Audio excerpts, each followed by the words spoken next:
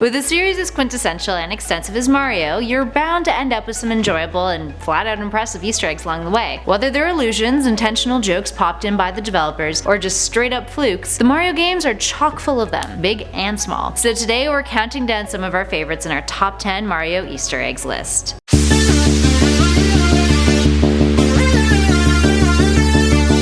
And at number 10 is Cool Cool Mountain Race. Once you collect all 120 stars and retry the Big Penguin Race in Cool Cool Mountain in Mario 64, there's a small change this time around, or rather, an enormous one. The penguin you go head to head with has grown significantly in size, due to being out of shape, he claims. Unfortunately for you, that doesn't change much about his speed though. And at number 9 is the Secret Train. Super Mario Galaxy seems to be chock full of Easter eggs, but more on that later. One of the bigger ones though in the game is the Secret Train. So in the Toy Train Galaxy, beneath the platform, there's a secret toy train tucked underneath. It doesn't do anything aside from just, well, exist, but it's a cool find regardless. Up next, number 8 is L is the Real 2401. This one was once the topic of a hot debate, and this Easter egg had fans worked up over what this cryptic writing might mean for Luigi. In Super Mario 64, a game in which Luigi is absent from, there's a statue of a giant star in the castle courtyard, where the Boos will later reside. The inscription on it is quite blurry, but it appears to read as L is Real 2401, or 2401. This led to the speculation of L meaning Luigi, and that 2401 correlated with a way to make him playable in the game. But eventually fans assumed that it meant that Luigi was a character in Paper Mario, which was released a day off from the number included on the statue, February 5th, 2001. And at number 7 is I am Error. This is a reference to the infamous line said in Zelda 2: The Adventure of Link, a line that is spoken by a villager named Error in the town of Ruto. Although considered by many to be one of the biggest mistranslations in early NES games, according to translator Clyde Mandolin, the Japanese version of the game had a similar line in it, making it seem like less of a bad translation and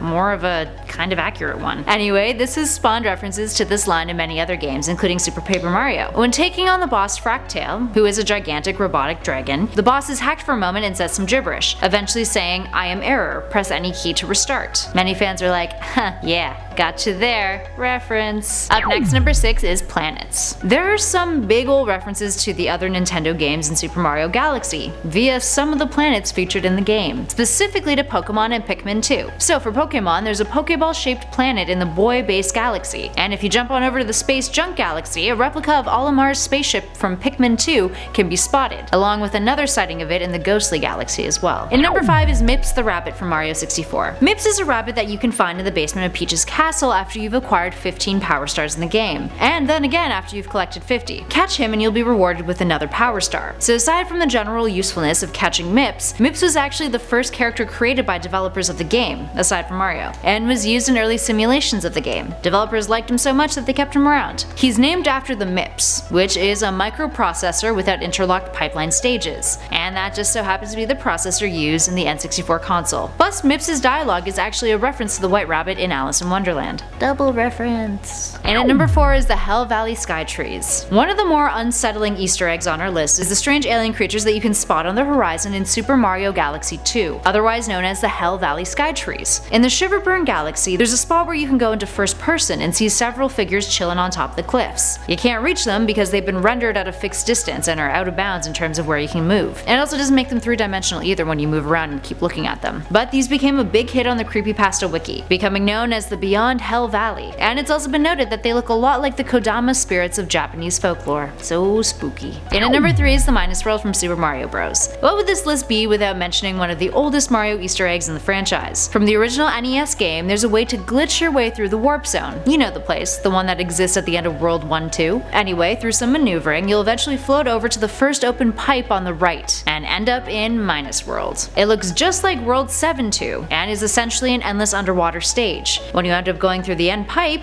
you'll just be brought back to the beginning of the stage again. It's like Mario Purgatory underwater. And our number 2 spot is Cameos. Super Mario RPG, aka The Legend of the Seven Stars, was the first role-playing game in the Mario franchise, and throughout Mario's quest to eliminate Smithy, the game's antagonist, players have the opportunity to run into a few familiar faces, or rather, familiar slumbering faces. There's Link, who appears asleep in a bed next to yours in the Rosa Inn, and later Samus in the guest room in the Mushroom Kingdom Castle. The first doesn't react when you try to wake him, but rather ends up cueing a melody from the Zelda games. And Samus? Well, she says, ...